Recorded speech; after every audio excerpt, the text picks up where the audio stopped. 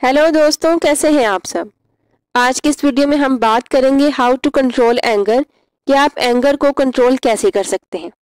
हम सबकी ज़िंदगियों में बहुत दफ़ा ऐसे हालात आ जाते हैं, ऐसे सिचुएशंस आ जाती हैं जिनमें हम गुस्से का शिकार हो जाते हैं और वो सिचुएशंस बाज़ औक़ात बहुत ज़्यादा वर्स हो जाती है कि हम या तो फिज़िकल फ़ाइट की तरफ चले जाते हैं या वर्बल फ़ाइट्स की तरफ चले जाते हैं। लेकिन इन दोनों सूरतों में नुकसान दोनों साइड्स का होता है। अगर आप गुस्से को मुकम्मल तौर पर अपनी ज़ात से निकालना चाहते हैं या फिर आप ये सीखना चाहते हैं कि जब आपको टेम्परेरी तौर पर किसी सिचुएशन में गुस्सा आए तो आपने उसको कैसे डील करना है, तो ऐसे में मेरी वीडियो आपके लिए बहुत ज़्यादा फायदेमंद साबित हो सकती है। सबसे पहले, do not response too quickly. कभी भी आपके सामने कोई ऐसी सिचुएशन आए, नेगेटिव सिचुएशन आए, वर्स्ट एक्सपीरियंस करें, अगर आपने उसको फौरी तौर पे रिस्पॉन्स नहीं करना। अगर किसी ने आपको कुछ कहा, आपने उसको फौरन रिस्पॉन्स नहीं करना, आप पॉज लेंगे। उस पॉज में आप समझने की कोशिश करेंगे कि सिचुएशन क्या हुई है और आपने कैसे रिएक्ट करना है। अगर आप अपनी पर्सनालिटी के अंदर इस चीज़ को ले आए, अगर आप इस चीज़ को समझ जाएं कि हमने कभी भी किसी भी सिचुएशन में फौरी रिएक्ट नहीं करना, हम 5 मिनट का पॉज लेके इस चीज़ों को सोच के, समझ के, अंडरस्टैंड करके अगर उसको जवाब देंगे तो उसके असरात ज़्यादा बेहतर होंगे।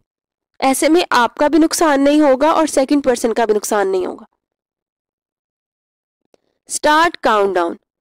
अगर आप गुस्से को किसी सिचुएशन में फौरी तौर पे कंट्रोल करना चाहते हैं तो आप काउंटडाउन स्टार्ट करें। आप 100 से फॉरवर्ड भी जा सकते हैं, बैकवर्ड भी जा सकते हैं। ऐसा करने से आपका माइंड रिलैक्स हो जाएगा। जब आपका माइंड रिलैक्स हो जाएगा तो आप बेहतर तौर पे सिचुएशन को अंडरस्टैंड करके डील कर सकते हैं। उसके बाद है टेक अ डीप ब्रेथ। सबसे पहले स्टेप पे तो आपकी लाइफ के अंदर बेहतरीन किरदार अदा करती है मेडिटेशन।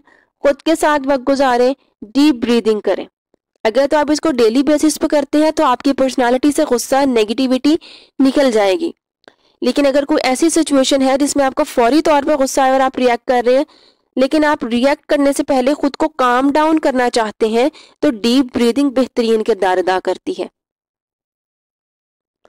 उसके बाद है रिपीट अ स्पेसिफिक फ्रेज और सेंटेंस।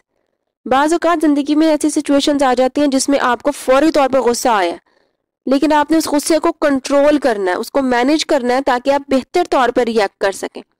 सो आप अपने माइंड को रिलैक्स करने के लिए क्या करेंगे, कोई भी स्पेसिफिक फ्रेज और सेंटेंस रिपीट करना स्टार्ट कर देंगे।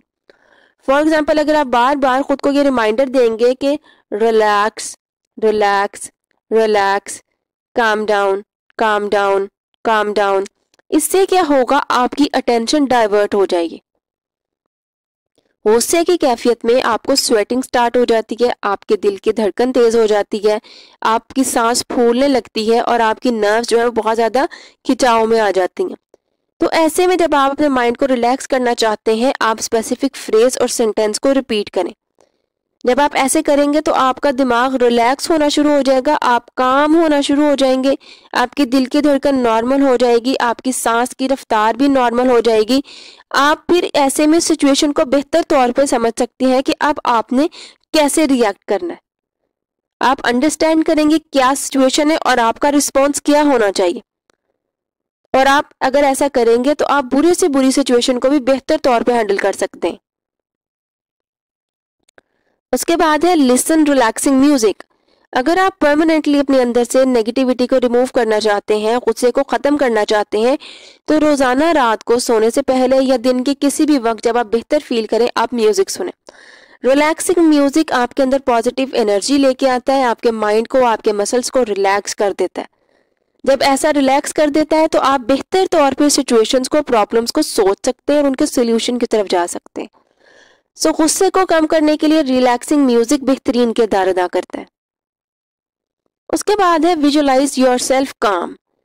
अगर फॉर एग्जांपल आपने ऐसी सिचुएशन में जाना है जहां पे आपको पता है नेगेटिव कमेंट्स आ सकते हैं, हार्श आर्ग्यूमेंट्स हो सकते हैं, या आप परेशान हैं कि आपको गुस्सा जल्दी आ जाता है और आप कैसे इस सारी सिचुएशन को डील करेंगे।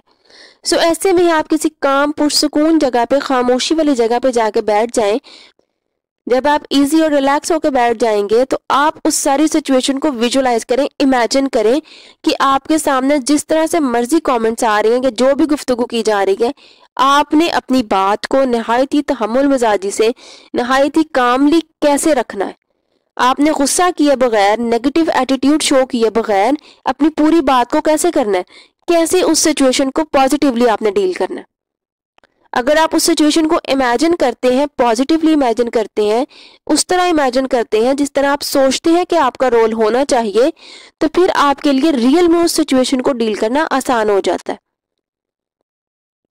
जो आप चाहते हैं उसको एक दफ़ा इमेजिनेशन करें। इमेजिनेशन आपकी हेल्प करेगी रियल सिचुएशन में बेहतर तौर पे परफॉर्म करने की। अगर आप परमानेंटली गुस्से को कम करना चाहते हैं तो लाफिंग थेरेपी बहुत ज़्यादा इंपॉर्टेंट रोल प्ले करती है। फॉर एग्जाम्पल, आप नेगेटिव सिचुएशन को फेस किया है और आपको इस वक्त बहुत ज़्यादा गुस्सा आ रहा होता है, तो आप अपने माइंड को, अपनी अटेंशन को डाइवर्ट करने के लिए हंसना स्टार्ट करें। कोई ऐसी बात अपने माइंड में सोचें जो बहुत ज़्यादा फनी हो, कोई जोक पढ़ें, कुछ ऐसा अपने माइंड में लेके आए जो बहुत ज़्यादा पॉजिटिव हो, जो रिफ्रेशिंग हो, जो आपके मूड को चेंज कर दे, और आप हंसने लग जाएं। क्योंकि जब आप हंसते हैं तो इससे आपके दिमाग के बहुत से खुलिये खुल जाते हैं और आप मेंटली रिलैक्स हो जाते हैं। हर बुरी, नेगेटिव, डिफिकल्ट सिचुएशन को फेस करने के लिए आपके माइंड का रिलैक्स और काम होना बहुत इंपॉर्टेंट है। ऐसे में आप गुस्से को मैनेज करते हुए सिचुएशंस को अंडरस्टैंड बेहतर तौर पे करते हैं। अगर आप सिचुएशंस को बेहतर तौर पे अंडरस्टैंड करते हैं तो उसके लिए डीलिंग आसान हो जाती है। Focus on problem solving.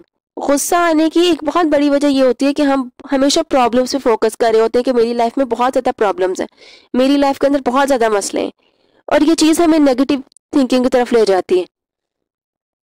ऐसा सोचने से हम गुस्से का शिकार होते हैं और हम ज़्यादा से ज़्यादा मसाइल में फंसते जाते हैं, बजाय इसकी कि हम मसाइल से निकलते जाएं। बेहतरीन चीज़ क्या है कि आपको मैंने जितनी टेक्निक्स बताई हैं, आप उनका अगर इस्तेमाल डेली बेसिस में अपनी लाइफ में करते हैं तो आप सोल्यूशन पे ज़्यादा फोकस करेंगे। आप अंडरस्टैंड करेंगे कि प्रॉब्लम्स हम सबकी लाइफ का पार्ट है, लेकिन बेहतरीन इंसान वो है जो स्टेप बाय स्टेप अपनी सिचुएशन को अंडरस्टैंड करता है और प्रॉब्लम्स को सॉल्व करता है। वो प्रॉब्लम में फंसता नहीं है बल्कि उससे निकलता है।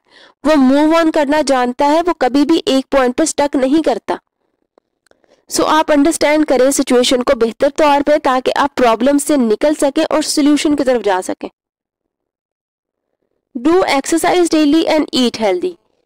एक्सरसाइज आपकी ज़िंदगी में ज़रूर शामिल होनी चाहिए, क्योंकि जब आप एक्सरसाइज करते हैं तो आपके अंदर से नेगेटिव एनर्जी, नेगेटिव इमोशंस, गुस्सा, बेचैनी निकल जाती है। आप जितनी ज़्यादा फिजिकल एक्टिविटी में इन्वॉल्व होते हैं, आपके अंदर से नेगेटिव एनर्जी उतनी ज़्यादा कम होती जाती है। उसके साथ अगर आप फिजिकली हेल्दी हैं, अगर आप बीमारियों का शिकार नहीं हैं, तब भी आप गुस्से का कम शिकार होते हैं।